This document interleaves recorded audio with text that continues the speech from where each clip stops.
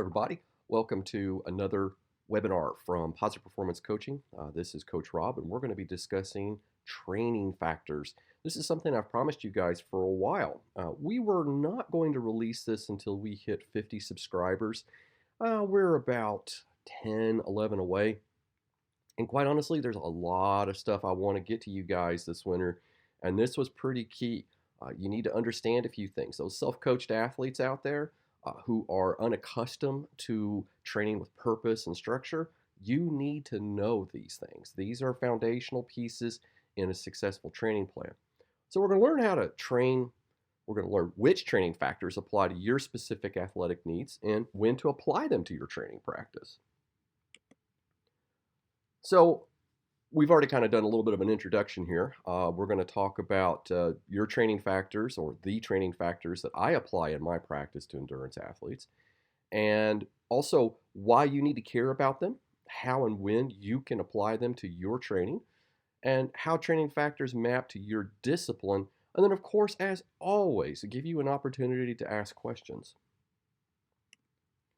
So I'm Coach Rob, owner of Positive Performance Coaching. I am an athlete as well. I started off this career being self-coached. I have been coached by both cycling, running, as well as sports nutrition and strength and conditioning coaches outside of my practice in the past. I now offer all of those services in-house. So if you have an interest in coaching, let me know. As I said before, we coach cyclists, runners, multi-sport athletes, from beginners to pros, juniors, grandmasters, strength and conditioning, sports psychology, and sports nutrition. Just simply visit bit.ly/ppcstrong to learn more. All right, let's jump right into the meat of this. What are training factors? Okay, so this was developed by Dr. Tudor Bumpa. If you're not familiar with Tudor Bumpa, you really should look him up. He's written several books. He was a coach and I believe physiologist for Eastern Europe during the 80s when the United States and most of the world was getting their backsides handed to them in the Olympics. He's responsible for the development of training factors and periodization. Training factors target specific areas of athletic demands. You could think of them as only partially about energy systems, but everything that athletes need to be concerned with when it comes to athletic performance. And training factors are scored by importance in the pyramid. And these factors include, in this practice, there are many others, but in this practice, endurance, speed, force, muscular endurance, power, anaerobic endurance, and then balance, flexibility, and agility. So when we take a look at our pyramid, you'll notice that we start off with endurance and speed. That is the foundational work that we must do in the off season to get ready for all of those things that we need to pile on for our competitive or our event season. And we will see a crossbreeding or cross-training, if you like, between things like endurance and speed and muscular endurance over the off season. And just ahead of the in-season, or on-season if you like, we're going to start to introduce things like power. Skills development often comes about as soon as we start to get into the warmer months or into the on-in season.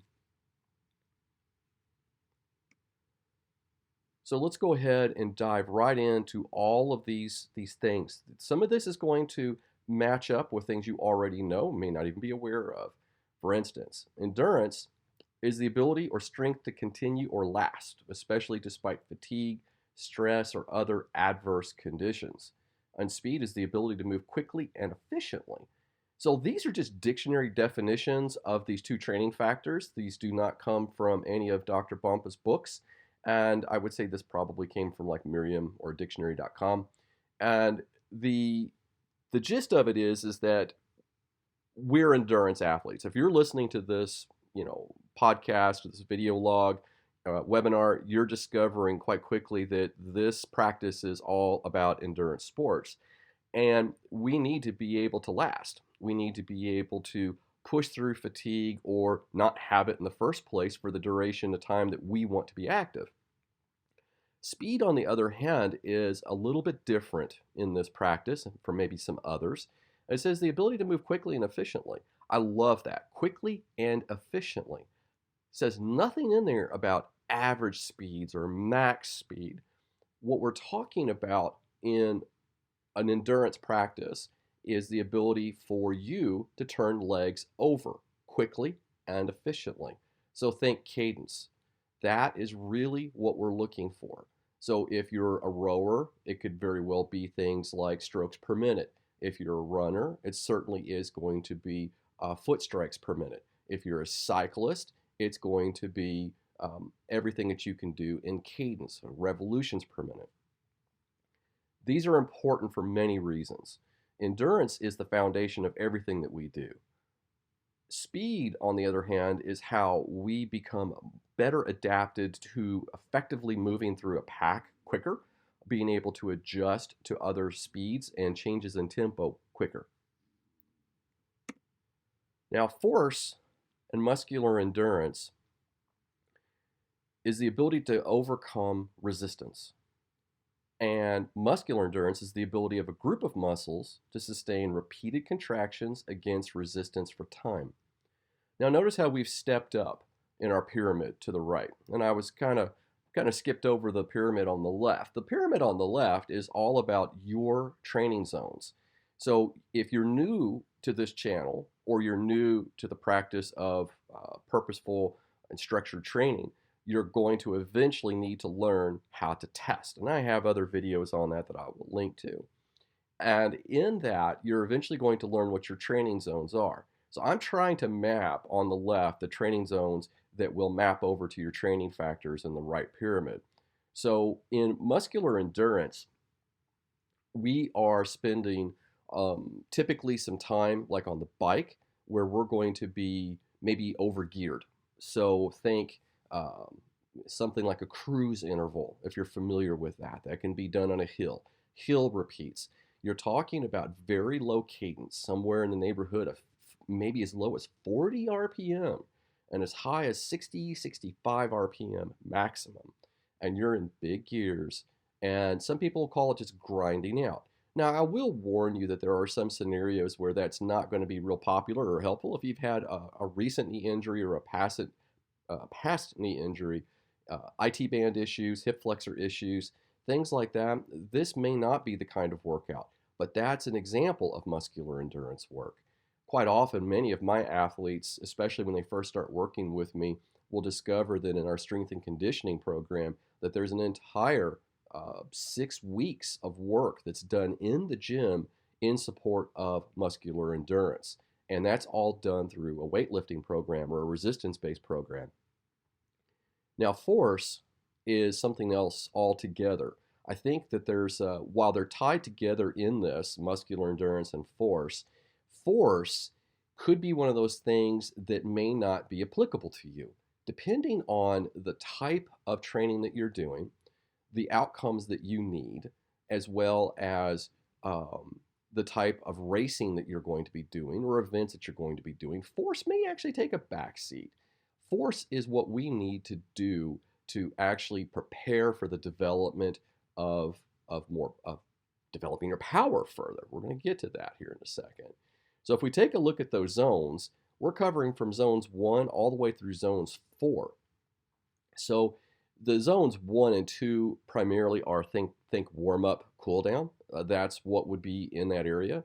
But zones 3 to 4 are primarily where you're going to be. So zones 3 would be tempo, and you've probably already done some of that work without even knowing it. It's roughly 75% of your functional threshold power, or your threshold power if you like. It would be probably 72 to 75% of critical power if you're using that metric. And in the case of zone 4, zone 3 can be uncomfortable for very long durations. You know, I have athletes that will ride tempo for 90 minutes all the way up to 3 hours, especially gravel riders. But when we start talking about long haul runners, ultra distance runners, triathletes that are Ironman distance holders, you're going to discover that those folks will spend a lot of time in this tempo setting kind of pace. But zone 4 is really where the rubber meets the road for a lot of us that are trying to improve upon things like functional threshold power or critical power. That is when we spend anywhere from maybe several intervals at 5 minutes in length all the way up to 20, 30, 60, 90 minutes in length. And that's where we start to truly find where things get uncomfortable. Next up, we've got power and anaerobic endurance. Power is the ability to apply max force in its shortest amount of time. And anaerobic endurance are all those efforts that lead to oxygen and fuel requirements to exceed the rate of supply, and the muscles must rely on stored glycogen to fuel the reserves.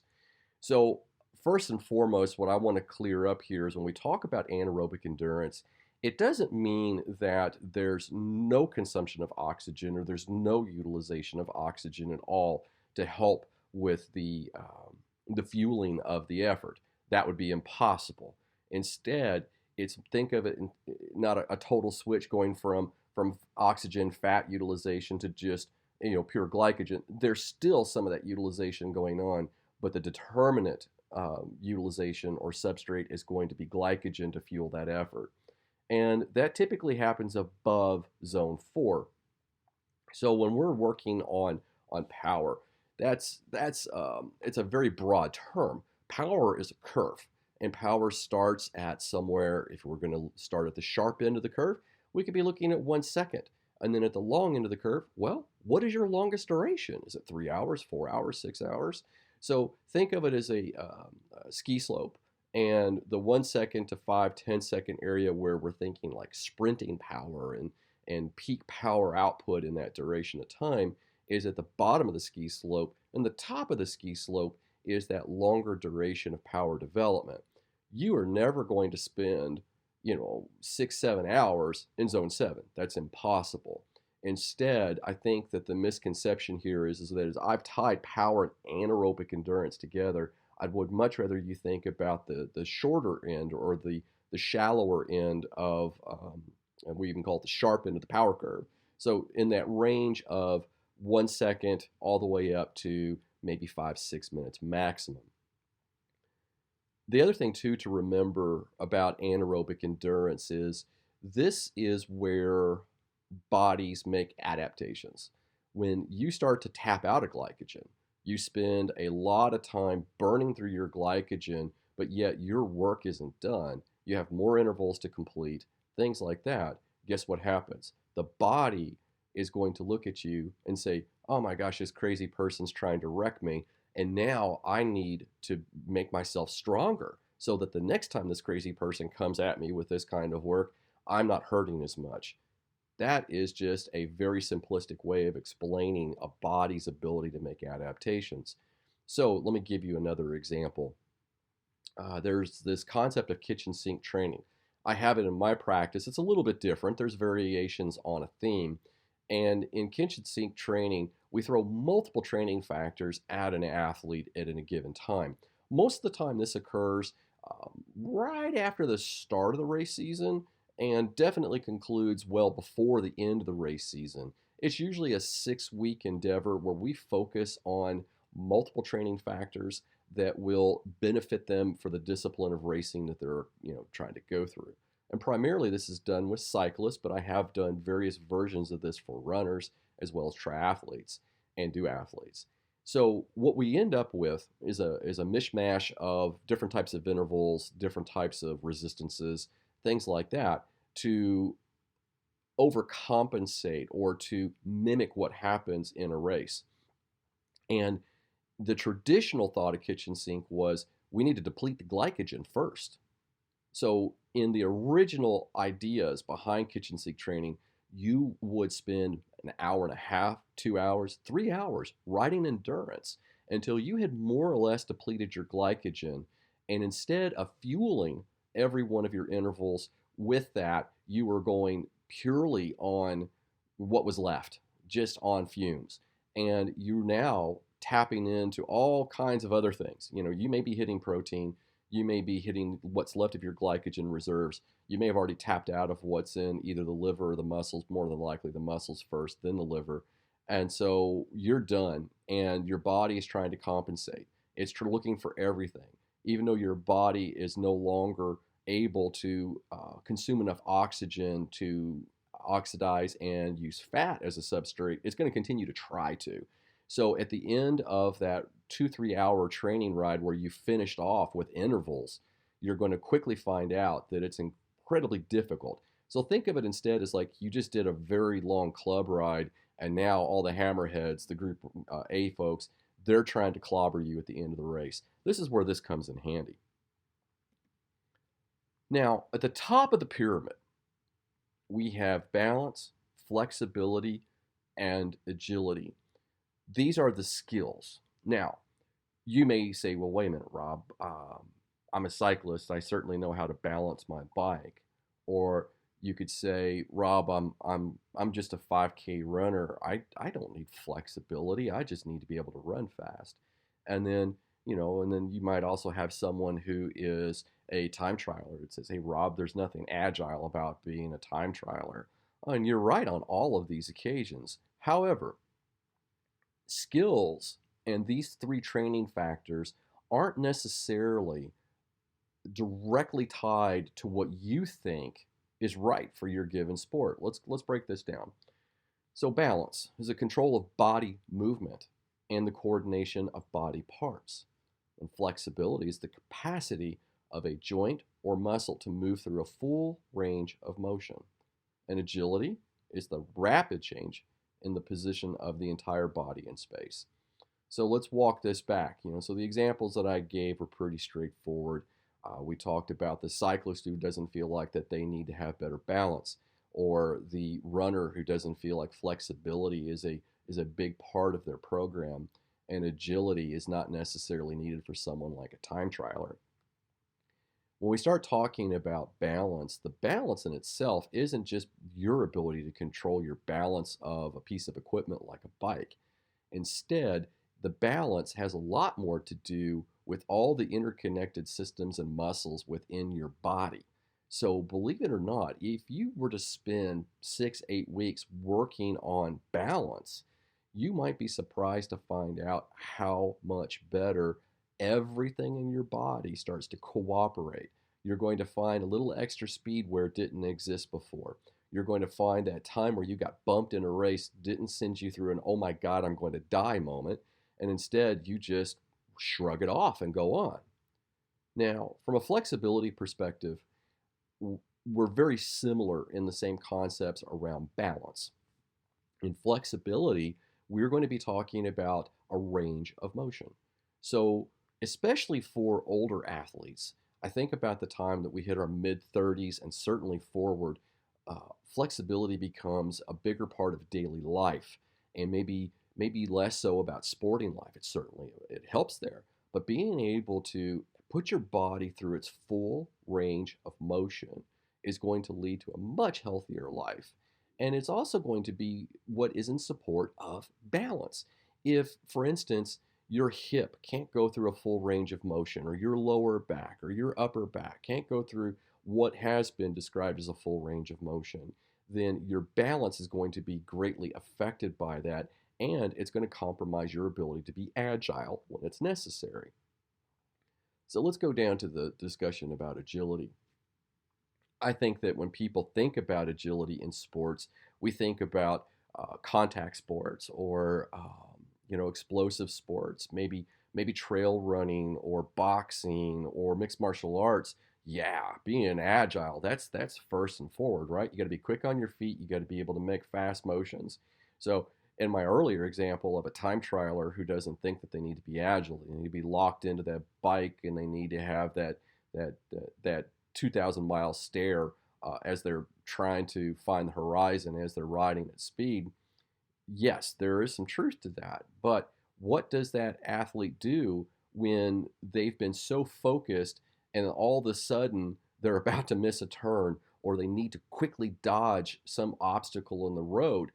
This is where agility plays off. Now, I will grant you this: if you are a time trialer or a triathlete or a duathlete or aqua bike specialist, you know that trying to move these tri/time trial bikes through space is you're better off in the straightest possible line with the best tailwind. So being agile doesn't necessarily come from training on that bike. Instead, most of our training on agility drills for cyclists are going to occur on road bikes, mountain bikes, cross bikes, gravel bikes, maybe track bikes, but definitely not on a time trial bike. Instead, all that work that you do on that other equipment will benefit you when it does come time to make that really quick decision about how you're going to avoid that obstacle.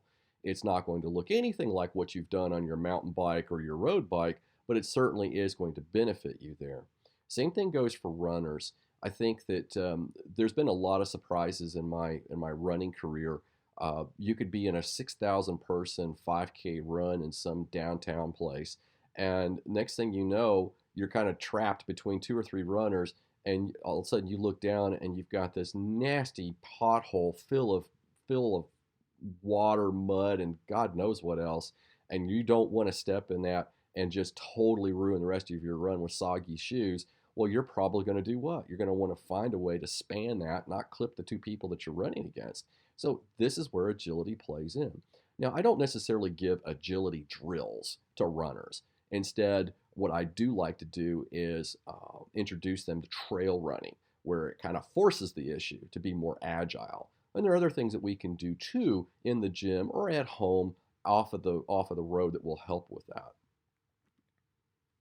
So, why should you care about these training factors?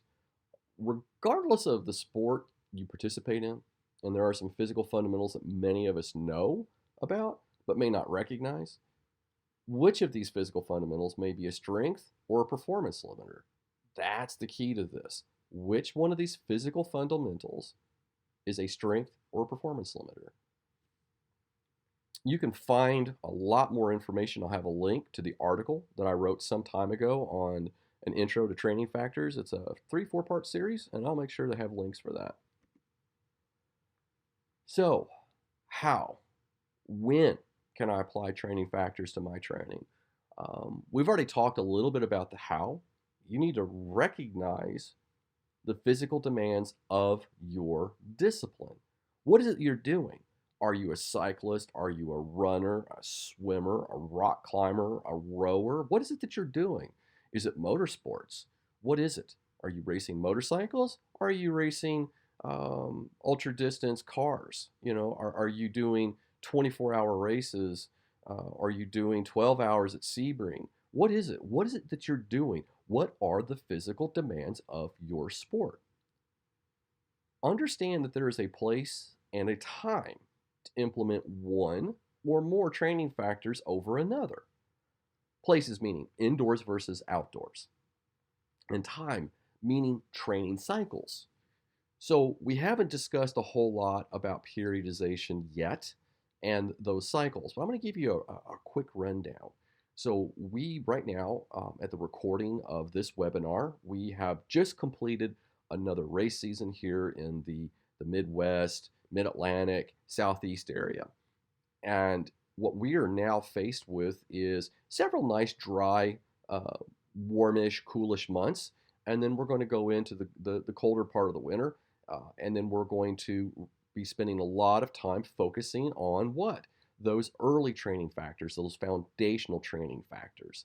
Then as we move out of that base training, off-season training, if you like, and we start to work on build, we start looking at all of those energy systems that are critical to our success above and beyond the foundation. Then as we get into the actual race season or event season, competition season, then we start to hone the skills as well as the sharper demands. So think of the off season as base training, endurance, speed, maybe some limiter focus, especially in those areas around flexibility and maybe other balance issues. Even though that's at the top of the pyramid, we can work on those all year round without a big deficit to our energy or demands on our energy. And then places, meaning where are we doing this, indoors or outdoors? So resistance training primarily is going to be done indoors, and just in case unless you live in an area where you've got an outdoor gym, that does exist. And when we start talking about things like flexibility and agility, Some of these things can be done indoors, some of them can be done outdoors. Then, when we look at the training cycles, you've got to start thinking about your plan, not necessarily in miles, but in time. That is critical. I really believe that. Yes, there are certain things that I work with athletes to get them to mileage. So, for instance, if someone's preparing for an ultra distance run, but they've never done more than a half marathon, we've got a lot of work ahead of us to get them to that 50K, 100K distance. If we're talking about cyclists, it's the same thing. I think it's more critical with runners because quite often, if someone can come to me and say, Rob, I can ride 40 miles, and I'm like, well, you could limp through a century if you had to. But is it going to be fun? You want it to be fun, we've got some work ahead of us. Now, the training cycles, as I just mentioned in a periodized plan, include but are not limited to preparation, base, build, race, peak, and transition. And let's go through this again, but now with a little bit more focus. Preparation is that time between when you complete the event and race season and ahead of base. I'm right there right now. Preparation. What is it that Rob is preparing to do? Well, one, I'm experimenting with some new training. I'm back to running a little bit. I am taking up rowing to add to my cross training. I'm also going to be doing a lot more core work, a lot more flexibility work, as I found it to be a limiter this year. And I think that will really pay off in spades when I get to the new season. Now, base training is, like I said, it's foundational to everything. And when we first start, the focus is going to be on lots of easy miles. And then there's going to be some work in there on speed, making sure that we can continually fire those muscles when we need them to. When we will expand upon that and move into things like muscle endurance and force as we get through the base training. When we get to build, you're going to see a lot more focus on things like functional threshold power, critical power, and we're also going to be working on our anaerobic endurance. And we're probably going to top that all off with a lot of VO2 max type work towards the end. Depends on the athlete, depends on the discipline. Then it's time to race. So racing in and of itself, you're thinking, well, Rob, that's the goal, right? So why is that a period in a plan? Well, guess what? Racing is training, racing is practice. And we schedule our races at Pause Performance Coaching on a scale of A, B, and C. C meaning, well, it's a training race, or maybe it's a race that you're not familiar with, or a style of racing you're not familiar with, or a discipline you're not familiar with. So it helps us to set expectations mentally that we're not investing ourselves emotionally or physically in that race at a great level. And then B could be a little more important. It could be a backup to your A. The A is the most important. That's where we want to peak, and that's where we get to the next thing here. Peaking in and of itself is a part of your training program, at least in this practice. And when you're trying to peak, it's really important to dial everything in. We're building up numbers, fitness numbers, not power numbers, not pace, not speed, not distance, time and volume and training intensity. We want to have the best possible number a couple of weeks out ahead of peak in that fitness area. You can look at performance management charts and things like that, whether it's going to be the ones that you find in Training Peaks, WKO, or Golden Cheetah that uses primarily Dr. Phil Skiba's methods, Perf Pro, things like that, where you can track your fitness. We want the biggest possible, chronic training load that we can find ahead of that race, and then we're going to detune you for a couple of weeks so that you can come into that race with the best, form. So think freshness versus fitness. You're going to lose a little bit of fitness, but you're going to gain a lot of freshness, and you're going to feel amazing.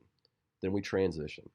That transitional period is when we start to think more about taking a break. We've done a lot of work, and we need to detune. There are often anywhere from 2 to maybe 4 transitions in a year. Kind of depends on how often you peak. Most of my athletes are going to peak twice a year, especially those that are singularly focused. And that even includes triathletes. So we look to have usually a peak race, an A race somewhere in the mid-spring, early summer. And then we'll have a late summer, early fall. And then in that time period, we usually have transitions as soon as the A race is finished, or A event, if you like. And then we also have transitions between, uh, the entire cycle. So, for instance, me going from an entire season and getting ready to transition to a new season. So, that preparation includes a little transitional work, meaning I'm going to put away the primary tools of my trade. I'm going to put away a bike probably for a week, maybe 2 weeks, and then I'm going to do other things. I will be active in that time frame, but I'm going to be completely away from that sport so that one, my body will detune a little bit and my brain will get the much needed break it deserves. We also do this sometimes between the tail end. So as you're coming out of build and you're going into race, we may actually transition you. It depends on the athlete, depends on energy demands, requirements, where their headspace is. A lot of this is where the art comes in and the science sometimes takes a backseat. Now, how training factors relate to training zones in various disciplines. Training factors map to race demands. Training zones map to training factors. Strength and weakness determinants in race disciplines. So you've got in cycling, road, cross country, criterium, cyclocross, short track, track, time trial. In multi-sport, we've got run, bike, swim. You may even have things like canoe or paddle if you like, row. And then in running, we've got sprinting, middle distance, and distance. And cycling is going to cover everything from endurance and speed, muscular endurance, force, everything across the power curve. And then, of course, some disciplines are going to have more focus on skill than others. Criterium has a very, very strong focus on skill. Mountain biking at any level, whether it's cross country or short track, maybe more so in short track than cross country or enduro, definitely downhill, very, very, very, very skill focused. And then when we start talking about cyclocross, same thing, a real high focus on skill. Track racing depends on the type of track racing you're doing. If you're going to be spending time doing pursuit or team pursuit, your skill level may not be, or the focus on skills may not be as high as it is on some of the other areas that we need to work on, like power development, muscular endurance, endurance and speed, not to mention something that we haven't talked much about in here, and that is strength. Multi-sport, running, biking, swimming, canoeing, paddling, what have you, whatever your multi-sport event is, you're going to discover that some will have a bigger emphasis on skill, but most of them will do incredibly well when they have just the focus on the basics of endurance, speed, muscular endurance, force, and power, anaerobic endurance. Running is very similar in multi-sport unless you're a trail runner. Once you start running trails, especially as an ultra runner, you're going to find that you really do need to sharpen your skill set, especially around agility, because when you're in hour 6, hour 10, hour 12, hour 18 of a run, your body kind of goes on autopilot. So the last thing that you want to be trying to do is thinking about how to navigate. Instead, your body, with it being on autopilot, it's successfully done this a million times in practice and in training, how to dodge that route, how to scramble over that boulder. So when we start thinking about your traditional 5K runner, 10K runner, we may have much more focus on your plan as a build to endurance and speed, and then a lot more focus on power and muscular endurance as you progress. When we talk about the cycling disciplines, road, cross country, criterium, cyclocross, short track, track, time trial, and there are many others in there that are not included, you'll notice here, it's all zones and it's all levels of your pyramid. Multi-sport discipline, same thing. I've already kind of gone through this in the past slide, so I don't want to burn you out on this, but you're going to see here too, same thing. It's all zones. It's everything in the pyramid. And running, that's a big determinant of what style of running that you're doing. So if you are, running track and you are specifically doing more or less the 400, the 100, things like that, you may not need a ton of focus on skill. You're definitely going to find a lot of work is going to be done around power, anaerobic endurance, VO2 max, as well as things like muscular endurance and force. endurance and speed quite often with shorter duration, more explosive efforts quite often does take a back seat. Okay, everybody, that's all the time that I have on this webinar. But like I've always said, I enjoy questions. This channel came about because I really wanted to get some content to the athletes that I coach, both current and future. And what it allows me to do is to say, okay, rather than us spending an inordinate amount of time maybe going over some basic information as your coach, here, I want to point you to a resource where you can pick up the fundamentals quickly, and then we can start to enhance your knowledge of those fundamentals. I love talking with my athletes. I want to make sure that they understand, okay, Rob, why did you just prescribe this style of workout for me? Well, here you go. This is why. This is why we're doing it, and this is why we're doing it now. And sometimes it takes a leap of faith from an athlete that's coming to me that maybe it's been coached a different way. And this really helps with that. Okay, everybody, if you need to reach me, you can leave a comment here, or you can leave a comment at posiperformancecoaching.com under our comments section. And then you can also reach me on the various social media platforms. At Twitter, I'm at rgrissom. That's RGRISSOM. And on Facebook, you can find me at Pos Performance Coaching. And then, of course, here at the YouTube channel. All right, everybody, have a great rest of your training week. I hope this helps. I hope it sheds some light on some things that you could be thinking about in preparation for the off season. We are certainly going to be talking a lot more about that. And I'm even looking at possibly providing some workouts. These will be foundational, fundamental types of training that I would be providing to my athletes, both as runners, cyclists, and multi-sport athletes, that you can consider in adding in your own program as a self-coached athlete, or maybe someone who's just kind of thinking about starting to work with me. All right, everybody, have a great rest of your training week, and we'll talk again very soon.